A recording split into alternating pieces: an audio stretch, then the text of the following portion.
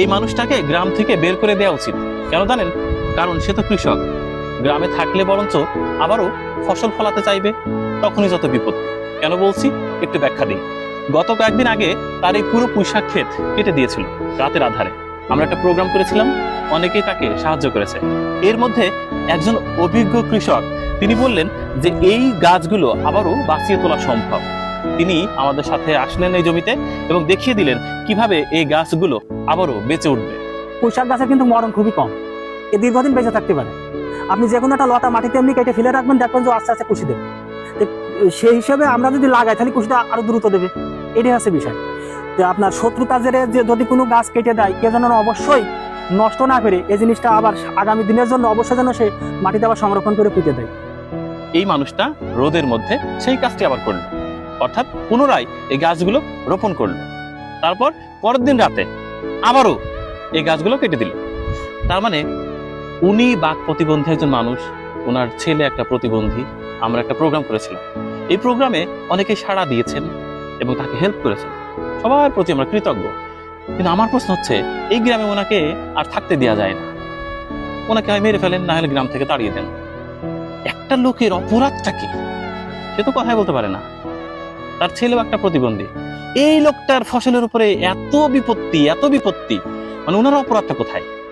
তো এটা ভালো না ওনাকে আসলে গ্রাম থেকে বের করে দেয়া? আমি অবাক হয়ে গেছি। মানে একটা রাষ্ট্রের মানে পচন ধরলে না কোথাও বাকি থাকে না, নষ্ট হলে একেবারে গোড়া থেকে আগা পর্যন্ত সব নষ্ট হয়ে যায়।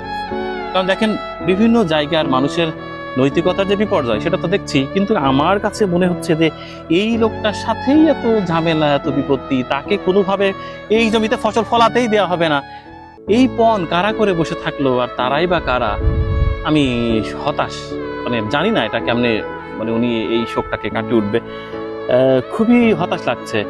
এই লোকটার মানে বাক প্রতিবন্ধী, তার আসলে অসহায়ত্ব নিয়ে খেলছে কেউ না কেউ, আমি জানি না। ভাই, আপনি কি কার সাথে কোনো ঝগড়া গ্যাঞ্জাম করেছেন কোনোদিন? কোনো মারামারি করছেন? কিছু করেন নাই? আপনার ওয়াইফ কি কারোর সাথে কোনো গ্যাঞ্জাম ঝগড়া কেউ করে নাই? আবার এটা কি আবার কেটে দিছে? উনি একটা চমৎকার ব্যাপার আছে, উনি কিন্তু কথা শুনতে পারে কিন্তু কথা বলতে পারে না। শোনে, আমার কথা শুনতে পাচ্ছেন? আচ্ছা, শুনতে পারে কিন্তু কথা বলতে পারে না। আচ্ছা, এই গাছগুলো আবার লাগাইছিলেন তাই তো? আবার লাগাইছিলেন, সেটা আবার পরের দিন কেটে দিছে, দেখছেন? তার চেয়ে এটা ভালো না ওনাকে একবারে এই গ্রাম থেকে বের করে দেওয়া বা এই এলাকা থেকে তাড়িয়ে দেওয়া? যাক, আসলে নৈতিকতার অবক্ষয় হলে ওই কিছু বলার নেই। আমরা এই বিষয়টা আবার জানালাম এই কারণে, তার যে বা যারা এটা করছেন তাদেরকে একটু বিনতি করে বলছি, লোকটাকে ফসল ফলাতে দেন। এই পুরো এই পুঁইশাকের জমিতে মেচুর উৎপাদন হলে উনি একা খাবেন না, তো বাজারে নিয়ে যাবেন, আমরা সবাই খাবো। তো উনার একার জন্য তো এগুলো করছেন না। তো একজন কৃষকের বুঝলাম ওনার অনেক অপরাধ, অনেক ভুল ভাল, যাই হোক জানি না ওনার কি অপরাধ, তবুও অন্তত ফসলের সাথেই শত্রুতা বন্ধ করুন।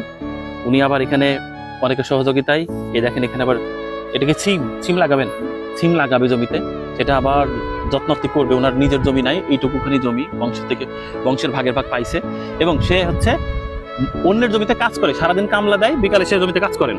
তো আর মানুষের একটু হেল্প করছে, যা অনেকে হেল্প করছে, যে তার এত ক্ষতি হয়েছে একটু হেল্প করছে সামান্য। তো সেইখান থেকে সে আবার ঘুরে দাঁড়িয়েছে। তো দয়া করে তাকে ক্ষেত ফসল ফলাতে দেন, সে যেই হন। আর আসলে আল্লাহ সবাইকে হেদায়েত দান করুক। আমি জানি না কে বেশি বলে ফেললাম কিনা জানি না, আমার কথাই যদি আমার শত্রুও কষ্ট পান আমি করজোরে মানে ক্ষমা প্রার্থনা করছি, কিন্তু আসলে আবেগটা সামলাতে পারিনি, তাই হয়তো বা একটু বেশি বলে ফেললাম কিনা, কথার লিমিটেশন থাকা উচিত। ধন্যবাদ জানাচ্ছি সবাইকে। আমি বেশি বলে থাকলে বা কারোর আঘাত লাগলে ক্ষমা প্রার্থী। কিন্তু আসলে আমার কাছে মনে হয়েছে কি, যে লোকটার অপরাধ আমি খুঁজে পাইনি, হয়তো আপনারাও পাননি। এই মহল্লার অনেকের কাছে শুনলাম, সবাই বলছে না ও তো আসলে কথা বলতে পারে না, কিন্তু এই ফসলগুলো নষ্ট করাটা আসলে আমার মনে হয় যাক ভালো হয়েছে যে আপনারা এখন আবার নতুন করে সিম গাছ লাগাইছে, যে কাটছেন আবার হ্যাঁ এসে আবার সিম গাছ কেটে দেন। তাছাড়া কি বলবো, তাছাড়া পথ নাই তো। সবাই ভালো থাকবেন এবং ওনার জন্য দোয়া করবেন। আশা করছি যে আল্লাহ সেই মানুষটাকে বা সেই জানি না সে কে, যদি সে দেখে থাকেন, আমি বলছি আপনি প্লিজ স্টপ, এনাফ। আপনার রাগটা এখনো কি কমেনি? কমা উচিত, ও যথেষ্ট হয়েছে। লোকটাকে একটু বাঁচতে দেন, ফসলই তো ফলাচ্ছে, জমি দখল তার করছে না, টেন্ডারবাজি তার করতেছে না, থাকতে দেন। আল্লাহ হাফেজ।